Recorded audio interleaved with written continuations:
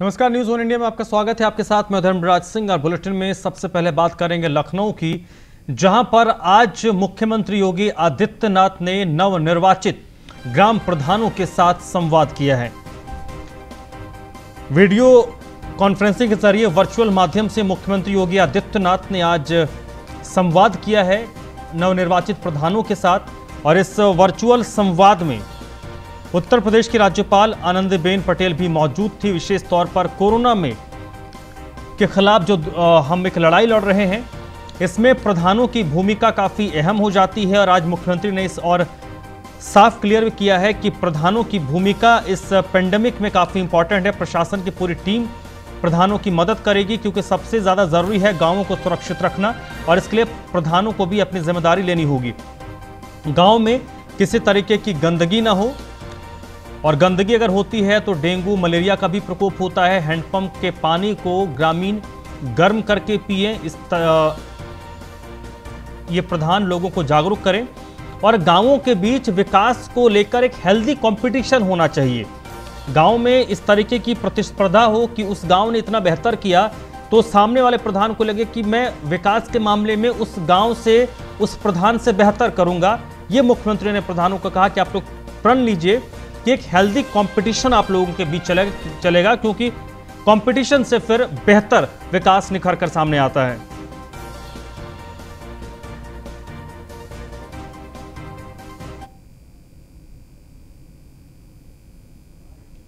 के लिए भी हमें अभी से प्रयास करना होगा, और ये प्रयास स्वास्थ्य विभाग का नंबर बाद में आता है, ग्राम पंचायत का नंबर पहले आता बचाव में। क्योंकि साफ सफाई आपने प्रतिदिन तय कर लिया कि भाई मुझे अपने गांव को साफ रखना है, कोई गंदगी नहीं होगी, गांव का पानी नालियों से बहे लेकिन गांव की नालियां साफ सुथरी हों, सुबह साफ सफाई, दोपहर में सैनिटाइजेशन और शाम को फॉगिंग। अगर सप्ताह में ये 3 बार या 2 बार भी हो जाए तो गांव आपका दर्शनीय हो जाएगा, लोग वहां देखने के लिए आएंगे। तो साफ सफाई पर हमें विशेष ध्यान देना पड़ेगा। अपने गांव में सरकार ने व्यवस्था की है कि हर गांव को शुद्ध पेयजल मिले, फिर भी अगर गांव में शुद्ध पेयजल नहीं है, हम अपने गांव में देख सकते हैं कि गांव में अगर लोगों को नल का पानी पीना पड़ रहा है, हैंडपंप का पानी पीना पड़ रहा है, पानी शुद्ध नहीं है, हम उसको गर्म करके छान करके पिएं, आप देखना कोई डायरिया या हैजा नहीं हो सकता, कोई भी जल जनित अन्य बीमारी नहीं हो सकती। हम लोगों को इसके लिए प्रेरित करें, गांव पंचायत छोटी छोटी समूह बना करके गांव में इसके बारे में बताएं। एक प्रतिस्पर्धा होनी चाहिए, अपने गांव को स्मार्ट विलेज के रूप में कैसे हम विकसित कर सकते हैं। इसमें सरकार भी सहयोग, केंद्र सरकार ने केंद्रीय वित्त आयोग का पैसा गांवों को दिया है, राज्य सरकार का पैसा, राज्य वित्त का पैसा भी आपके पास पड़ा हुआ है। 10,000 करोड़ रुपए से ग्राम पंचायत में पड़ा हुआ है। मुख्यमंत्री योगी के लगातार प्रयास से कोरोना की जो दूसरी लहर है उसमें अब लगातार कमी देखी जा रही है। पिछले 24 घंटों की अगर उत्तर प्रदेश की बात करें तो पूरे उत्तर प्रदेश में पिछले 24 घंटे में 2,402 नए केस रिपोर्ट किए गए हैं। हालांकि इस दौरान 159 लोगों की मौत हुई है। 2000 से करीब ऊपर कुछ केस आए हैं। तो पिछले 24 घंटे में 8,145 लोग रिकवर हुए हैं, यानी ठीक हुए हैं। उत्तर प्रदेश में इस वक्त एक्टिव केस की संख्या है वो घटकर 52,244 हो गई है। प्रदेश में अब तक 20,053 लोगों की संक्रमण के कारण मृत्यु हुई है।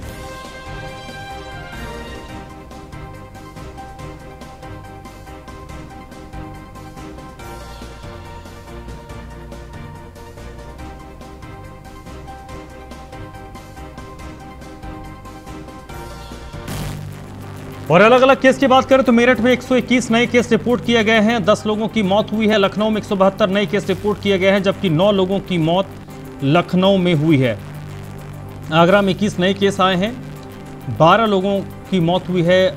झांसी में 40 नए केस रिपोर्ट किए गए हैं, 9 लोगों की मौत हुई है। ये पिछले 24 घंटे का आंकड़ा आपको बता रहे हैं। गोरखपुर में 116 नए केस आए हैं, 8 लोगों की जान गई है। प्रयागराज में 47 नए केस आए हैं, 7 लोगों की मौत हुई है। सहारनपुर में 154 नए केस रिपोर्ट किए गए हैं, जबकि 6 लोगों को अपनी जान गंवानी पड़ी। गौतम बुद्ध नगर में 53 नए केस आए हैं, 5 लोगों की मौत हुई है। गाजियाबाद में 94 नए केस रिपोर्ट किए गए हैं, जबकि 3 लोगों की मौत हुई है। वाराणसी में 89 नए केस रिपोर्ट किए गए हैं, 5 लोगों की मौत हुई है। कानपुर नगर में आंकड़ा 47 का है, जबकि 3 लोगों की मौत हुई है। बरेली में 69 नए केस रिपोर्ट किए गए हैं, 2 लोगों की मौत हुई है। अलीगढ़ में 38 नए केस रिपोर्ट किए गए हैं, जबकि 5 लोगों की मौत हुई है। शाहजहांपुर में 27 नए केस रिपोर्ट किए गए हैं, 6 लोगों को अपनी जान गंवानी पड़ी है। बुलंदशहर में ये संख्या 76 की है, जबकि 2 लोगों की मौत हुई है। कुशीनगर में 16 नए केस रिपोर्ट किए गए हैं, 8 लोगों की पिछले 24 घंटे में रिपोर्ट हुई है। रामपुर में 26 नए केस आए हैं, जबकि 5 लोगों को अपनी जान गंवानी पड़ी है।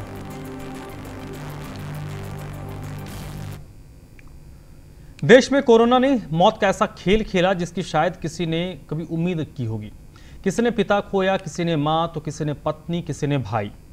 अस्थियां तो एकत्रित कर ली गई हैं, लेकिन संक्रमण का डर कहें या फिर कोरोना कर्फ्यू की बंदिशें, इन्हें विसर्जित करने से इनके अपने ही मुंह मोड़ रहे हैं। हालात ये हैं कि अब अस्थियों को रखने के लिए शमशान में जगह कम पड़ रही है। श्मशान घाट में लगा अस्थियों का अंबार। मोक्ष के लिए 250 अस्थियों को गंगा का इंतजार। अंतिम संस्कार हुआ, लेकिन अंतिम सफर अब भी है अधूरा। अस्थियों को लेने से अब अपने भी कर रहे इनकार।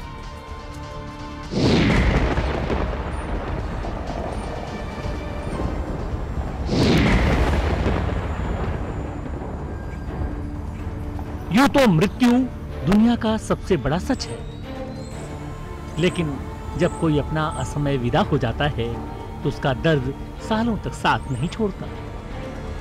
कोरोना महामारी ने ऐसा ही दर्द कई लोगों को दिया है। लखीमपुर खीरी में भी कोरोना ने मौत का कुछ ऐसा ही खेल खेला है।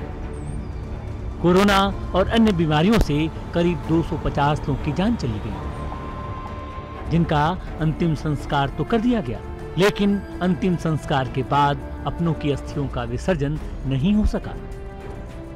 नगर के श्मशान घाट में 250 से अधिक शवों की अस्थियां विसर्जन का इंतजार कर रही हैं। इसे कुदरत का क्रूर मजाक कहें या भाग्य की विडंबना, जिंदगी की आखिरी मोड़ पर जहां अपनों का साथ छूट गया, वहां आज उनकी आत्मा मोक्ष के लिए अधर में लटकी है। यहाँ कोरोना संक्रमित मरीजों की मौत के बाद उनका अंतिम संस्कार तो हो गया, लेकिन उनका अंतिम सफर अब भी अधूरा है।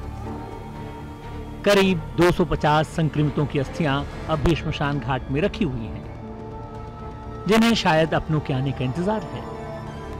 और इसी आस में श्मशान घाट प्रबंधन भी इन्हें संभाले हुए है कि शायद इनका कोई अपना इन अस्थियों को कभी लेने आए। आलम यह है कि मृतकों के परिजन अंतिम संस्कार के बाद फूल चुगने और उसके बाद अस्थियां लेने के लिए श्मशान घाट नहीं आ रहे हैं। हालांकि इसके पीछे कई कारण हैं। कोरोना की वजह से जिनकी मौत हुई है, परिवार के सदस्यों को भी डर है, खौफ है कि कहीं वो उस बीमारी के चपेट में ना आ जाए। वहीं श्मशान घाट प्रबंधन महापात्रा अशोक कुमार का कहना है कि अगर ये अस्थियां उनके अपने लेने नहीं आते हैं तो वो खुद लेकर प्रयागराज जाएंगे और विधि विधान से उन अस्थियों का विसर्जन करेंगे।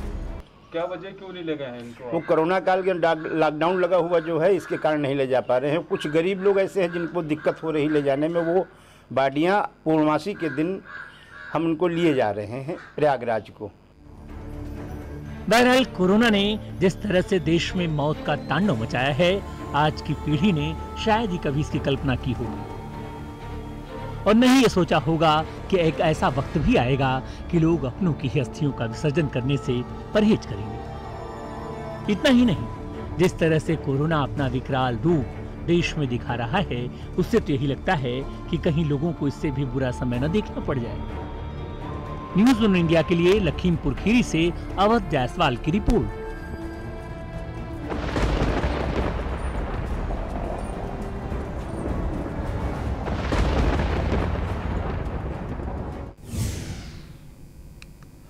लखनऊ में आबकारी विभाग ने एक बड़ी कार्रवाई की है। विभाग के 2 और अधिकारियों को सस्पेंड कर दिया गया है। तो बड़ी खबर आपको बता दें, आबकारी विभाग की ओर से बड़ी कार्रवाई की गई है। विभाग ने 2 और अधिकारियों को सस्पेंड किया है। आबकारी निरीक्षक क्षेत्र 4 चंद्र प्रकाश यादव को सस्पेंड किया गया है, जबकि आबकारी सिपाही क्षेत्र 4 अलीगढ़ रामराज राणा सस्पेंड किए गए हैं। अलीगढ़ में जो नकली शराब से मौत हुई है, इस मामले में ये बड़ी कार्रवाई लखनऊ के स्तर से हुई है। 2 अधिकारियों को सस्पेंड किया गया है और इस मामले की गंभीरता आप इसी से समझिए कि लगातार मुख्यमंत्री इस मामले में सख्त रुख अपनाए हुए हैं और जो दोषी हैं उन लोगों के खिलाफ रासुका के तहत कार्रवाई की बात कही जा रही है।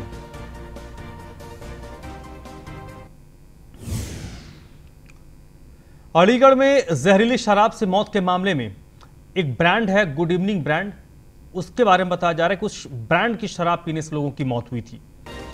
तो अलीगढ़ मामले में जो अपडेट है, एक पर्टिकुलर ब्रांड की शराब लोगों ने पी थी और उस शराब को पीने के बाद लोगों की मौत हुई है। वेब डिस्टिलरीज के अलीगढ़ प्लांट में ये शराब बनती है। जहरीली शराब वेब डिस्टिलरीज में बनी है या नहीं, इसकी जांच होगी। और नकली शराब के मामलों में दूसरे जिलों में भी लगातार छापेमारी की जा रही है। अब तक अलीगढ़ में नकली शराब पीने से बताया जा रहा है कि 1 दर्जन लोगों की जान जा चुकी है।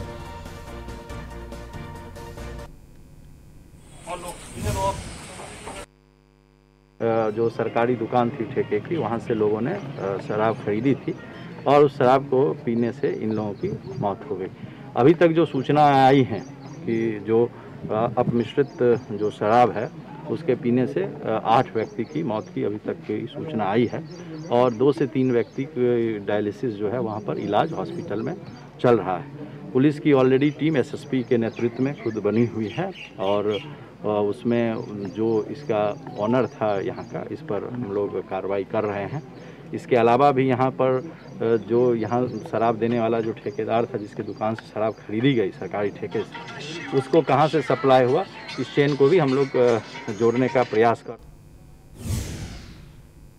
कोरोना काल में वरिष्ठ समाज सेवी और न्यूज 1 इंडिया के डायरेक्टर शैलेंद्र शर्मा की एक अच्छी पहल देखने को मिली है।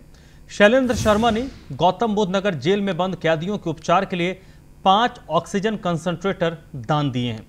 ऑक्सीजन कंसंट्रेटर के माध्यम से इस महामारी में उपचार में काफी मदद मिलेगी।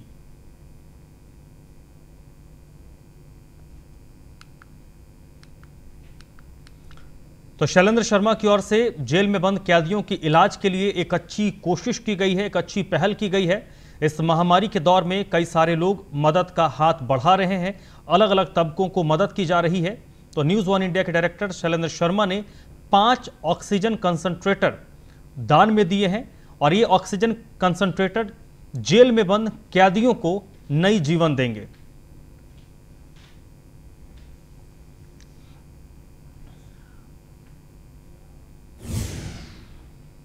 बुलंदशहर में बीजेपी के नेता अपर्णा सिंह ने मानवता दिखाते हुए जरूरतमंदों की मदद के लिए हाथ बढ़ाया है और गांव में घर घर जाकर लोगों की मदद कर मानवता की मिसाल पेश की है।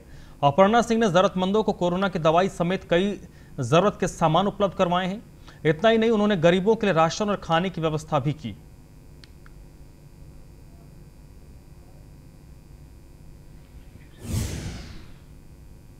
बुलंदशहर के करीबन 40 किलोमीटर दूर पड़ता है ये निसर्ग गांव, और जहां पर अपर्णा सिंह हैं वो ग्रामीण क्षेत्र में पहुंची हैं। भाजपा की महिला मोर्चा के प्रदेश सदस्य हैं और अटल फंडेंस की अध्यक्ष हैं। के माध्यम से कोरोना महामारी के चलते लोगों को जागरूक करने के लिए बुरे वक्त में एक अच्छी खबर इसलिए कह सकते हैं क्योंकि बुरा वक्त चल रहा है और लोग कोरोना महामारी के चलते प्रकोप में आ चुके हैं और सबसे ज्यादा प्रभावित जो पड़ रहा है अब दूसरी लहर है वो ग्रामीण क्षेत्र में है। देख सकते हैं कि खुद जो सरकार की मंशा है, सरकार की जो नीति है, सरकार की जो मुख्यमंत्री खुद ग्रामीण स्तर पर जा रहे हैं और लगातार दौरा कर रहे हैं, वो खुद पहुंचती हैं और लगातार सैनिटाइज और मास्क और किट दे रही हैं दवा की, लोग कोरोना से बच सके। और उनसे हम बात कर लेते हैं और अब देते हुए देख सकते हैं कि कोविड महामारी के लक्षण जो पाए जाते हैं वो किट दी जा रही है। जी मैम, पहले तो बहुत बहुत स्वागत है आपका न्यूज़ 1 इंडिया पर। अब इस पहल को किस तरीके से देखनी है, कितने गाँवों का आपने दौरा किया? मैं गौतम बुद्ध नगर जिला बुलंदशहर में सैदपुर गांव, निसुरखा, मंडौने, सटला आदि कई जगहों पर मैंने दौरा कर लिया है। और गौतम बुद्ध नगर में अपना डेल्टा 2 और क्या कहते हैं अपना डेल्टा 2 में देवला में, गौतम बुद्ध नगर के पूरी क्षेत्र में जहाँ मैं रहती हूँ पैरामाउंट में, सारी जगह मैंने इस सैनिटाइजर और दवाई का वितरण कर रही हूँ और दौरा भी कर रही हूँ।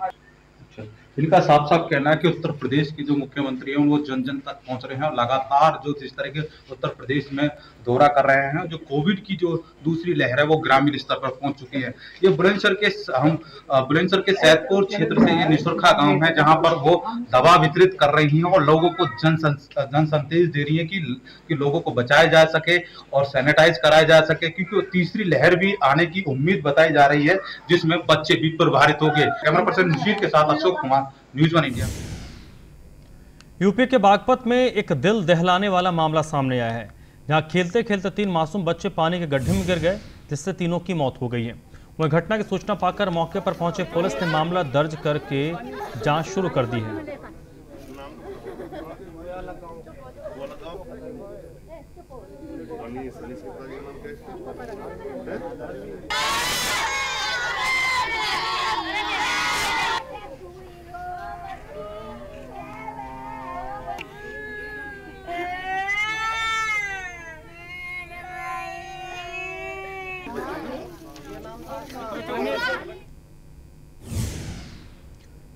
बरेली पुलिस और उत्तराखंड एसटीएफ को बड़ी कामयाबी मिली है। 108 ग्राम स्मैक के साथ एक महिला तस्कर को गिरफ्तार किया गया है।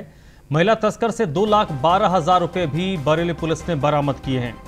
बरेली पुलिस और एसटीएफ ने यह ज्वाइंट ऑपरेशन किया है, जिसमें महिला तस्कर को पकड़ा गया है। उसके पास से नकदी और स्मैक भी बरामद हुई है। हालांकि महिला तस्कर का जो पति है वो जरूर मौके से फरार हो गया है।